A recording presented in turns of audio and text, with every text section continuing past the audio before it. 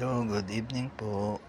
Our video for today is sinigang na baboy. Yan po, mainit-init pa po siya. Mas marami nga lang po ang gulay sa sinigang. Simpleng luto po ng sinigang na baboy. Pork sinigang po.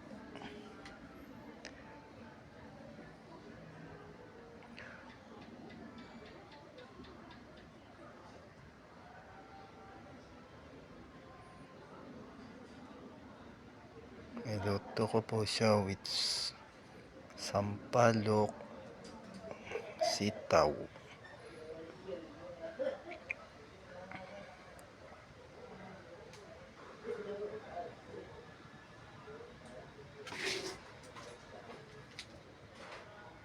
Yan.